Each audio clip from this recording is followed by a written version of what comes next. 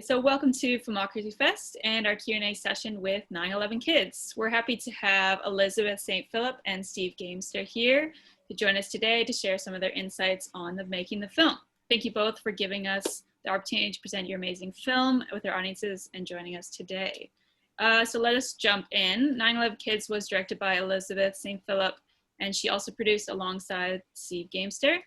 Welcome again. Can you guys tell us how the two of you met and decided to collaborate on making this documentary? Sure. Let Steve go first because he was with the project from the very beginning. So let Steve go first. Mm-hmm. Sure. Well, in terms of how we met, actually, there's a third person who's not on this this Q&A who deserves the credit. Our editor, our fabulously talented editor, Greg West, who cut the film, had worked with Elizabeth and I both on separate projects. And when I told Greg about the idea to make a film about the kids who were with President Bush on 9/11, and I didn't really know who would be the right director for it, he suggested that I meet with Elizabeth. So, we did the classic coffee shop meet and talked about the idea and sort of hit it off right away. Elizabeth seemed to get the concept immediately and had some great ideas on how we could make the story really personal and really focus on the kids themselves. So that's how we worked together on this project, and it was a fantastic collaboration. Yeah, amazing. Yeah. Elizabeth, I'm assuming you had the same experience. So, how did you the coffee meeting go? The coffee meeting went very well. So I had heard a little bit about the project, so I thought it was fantastic. And then Steve told me more about wanting to follow these kids, like now that they were in their mid-20s. And I just love the idea from the very beginning. And Steve was so enthusiastic and passionate about the project, so I knew that he would be great to collaborate with, and the fact that we would be also working with Greg West, so it was fantastic from the very beginning. I was just really excited to be a part of the project. Yeah, amazing, good to hear. Is there one of the kids that particularly left an impact on either of you during the filming process? I find that's such a hard question because it's like asking which child is your favorite child. Like I hear from, not a parent, but I know that's a very difficult decision. So they're all my favorites, but if the question is who really stayed with me, I would have to say Tyler, just because he was and is so gifted and talented and was so generous and open in his interviews and really let us into his life.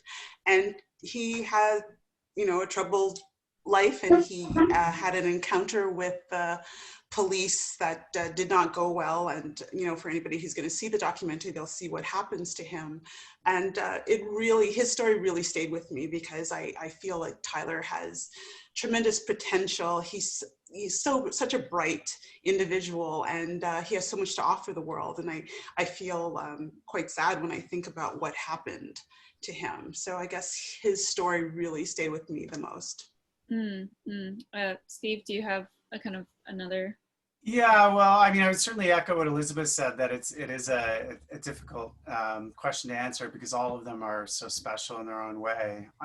Megan's story always really touched me deeply because I just felt, in terms of, whenever you're making a documentary film, you are asking your subjects to open up their lives to you. And that is a process, and it's a process that needs a lot of time and trust to build and to have it come out truthfully.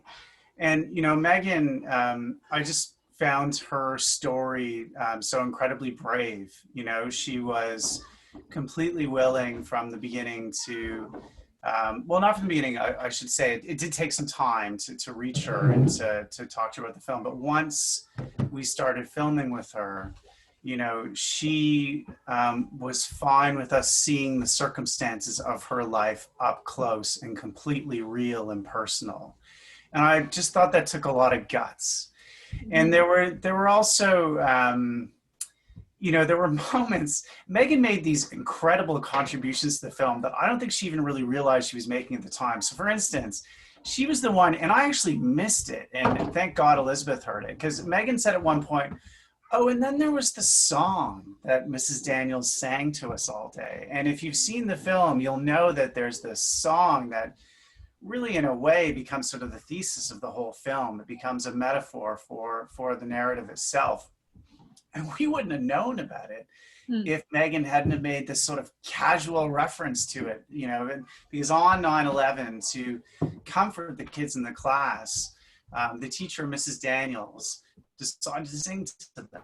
And she sang this one song over and over again, Hold On, Change is Coming, which sort of perfectly encapsulated the spirit of that day for those kids, that this was a horrible event, an event that would reverberate through their lives.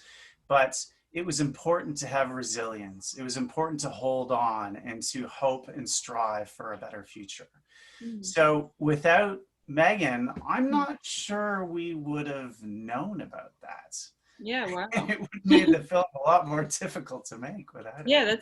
It's very interesting. I guess kind of, speaking on kind of the kids' perspectives and everything like that, is there another version of this film? Was it always going to the plan to be through the kids' perspectives, or was there another kind of version of the film you wanted to tell about 9/11? Or can you speak to a little bit about that? We always wanted to tell it from the kids' perspectives. It was really important for both of us that they have it, you know, it's in their voice, that there were no experts talking over them or a narrative, you know, a narrator talking over them. So I think we always knew that we wanted them to share their lives and their perspective. There is a version where we thought maybe in the reunion that George Bush was going to be there to kind of complete that, you know, bring it back full circle. But in the end, for a variety of reasons, he wasn't available. But I feel, and I feel possibly Steve feels the same way, that in many ways it's the perfect film the way it is, with just the class and the teacher. Like, they're the ones who are meant to come together in the end, and the love that they feel really shows that at the end. So I think more or less it is the film that we set out to make, and with slight exceptions, but Steve can elaborate.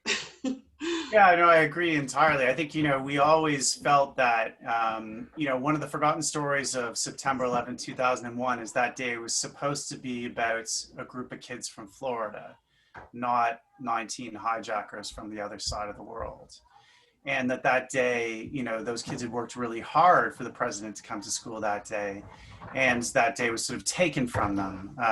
You know, none of them expressed it that way. I think it's important that, you know, that's said. You know, they never felt cheated or anything. They recognized this was a national tragedy and that they were a part of it, and that they would always be answering questions about the day for the rest of their lives. But I think the one thing that the direction the film went, which I didn't really anticipate, I think we always expected that we would be having experts appear in the film, you know, sort of more talking heads, who maybe myself more than Elizabeth. I think Elizabeth, you know, really saw early on that it should just be the kids.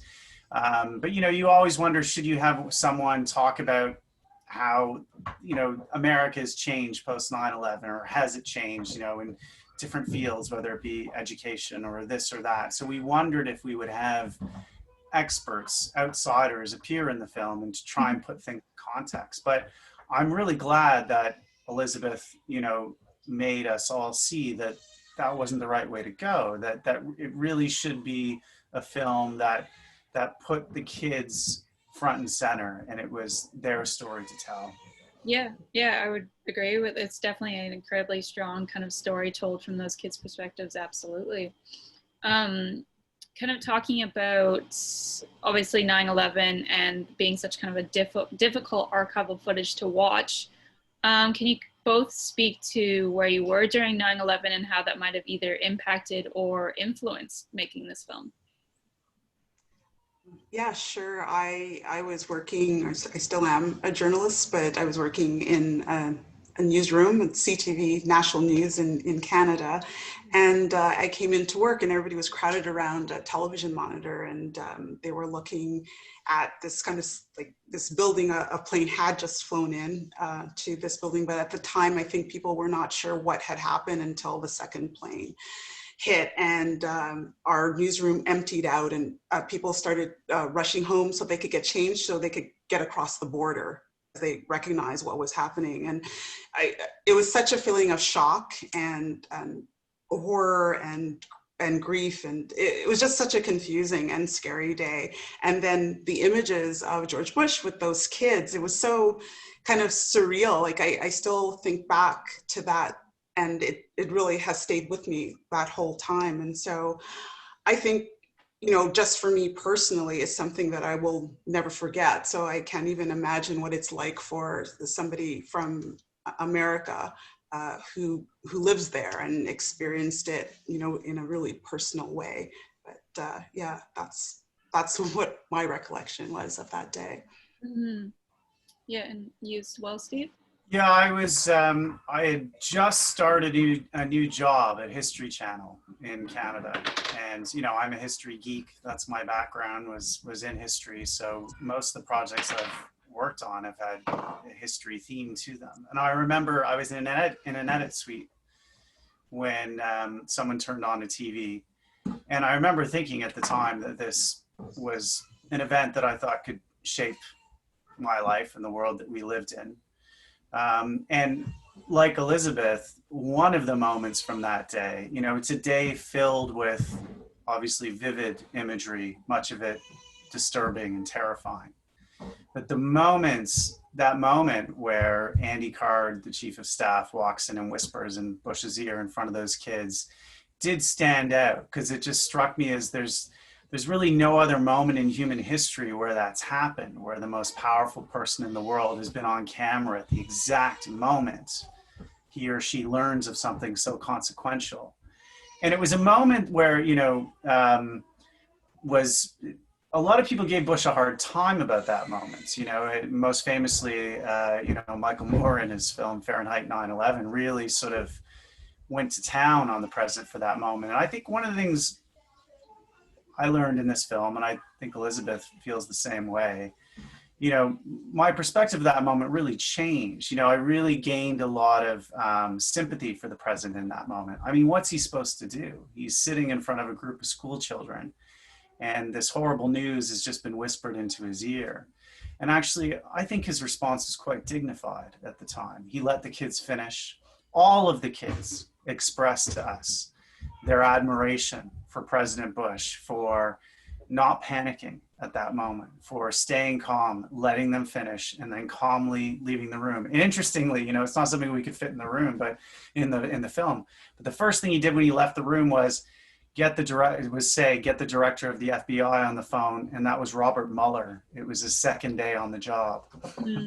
Wow. He had started his job as director of the FBI on September 9th, 2001. And on day 2, that happened. Yeah, that's an incredible kind of journey, and absolutely is, yeah, just going back and watching the archive myself, it was, yeah, it's always kind of a difficult thing to rethink and relive. Shifting gears a little bit, as we have kind of a lot of aspiring filmmakers as our audience, do you have any advice for filmmakers in either directing or producing documentary? I guess. Silence. No. Well, I guess always a basic thing is always be curious and always look for great stories. Like, no matter if you're doing a feature-length film or a short film, it always comes down to the story. And also great characters, and, you know, the people who are going to tell your story. I think if you're curious about the world and you're always looking out for that, like, you can continue to do really great work. And I think just looking for opportunities where you can learn and work with a film crew, learn from other people, so that you can hone your own style and find your own voice. And I think the last thing would be to keep reading, not just about current events, but reading fiction that usually helps in storytelling, even when you're telling stories that are truthful, like not made up stories, like just, I think reading novels helps you become a better storyteller over time. So those are just the things off the top of my head. Yep. And Steve, yourself, do you have any kind of advice or any hardships maybe that you can speak to in the documentary world? Well, that's good advice. Be prepared for some hardships, but that is part of the process. I think, you know, really, it is such an important thing is to find collaborators that you work well with. You know, I mean, a film is a monster, and you know, you have a picture of Jaws behind you. It seems like an apt metaphor. You know, Yeah. it's, you know, and you really having people around you who you enjoy their company, but they're also going to challenge you, and perhaps they have a different skill set than you do, is just essential. You know, I know there are tour de force films out there where one person writes, directs, edits, produces, shoots, you know, and that's fantastic. And it's especially more and more possible these days where the tools have gotten smaller and cheaper. But I truly believe that one of the great things about filmmaking that you don't have in other artistic pursuits is the ability to collaborate in a really deep way. I mean, you know, Elizabeth and I are two people, and there's a, you know, a lineup of people who worked with us in this film would not have happened without them. We mentioned Greg West, an unbelievable editor. I mean, so much of the story came together through his eyes. Hannah Joven, who is our associate producer and is in her mid-20s, around the same age as the 9/11 kids. She was the one who tracked these kids down. And, you know, I think the fact that she was around the same age and not only understood how to reach them more effectively via social media than I ever would have, but also just, you know, was able to connect with them in a way that maybe Elizabeth and I wouldn't have been able to at first. So it's to really find those people that you collaborate effectively with, because not only is it going to make you a better filmmaker, it's going to make it more fun. Yeah, absolutely. Yeah, that's great advice. So we're kind of nearing our end of time here. Is there anything else either you would like to kind of share with our audience? Tough. I haven't been asked that question yet. Oh boy. Elizabeth?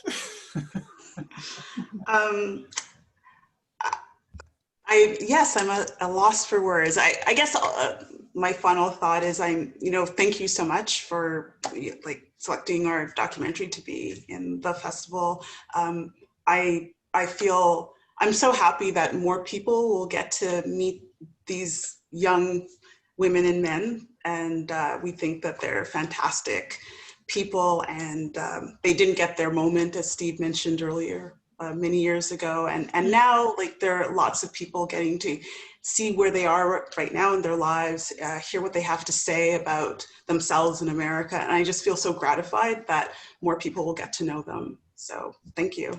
Yeah, amazing.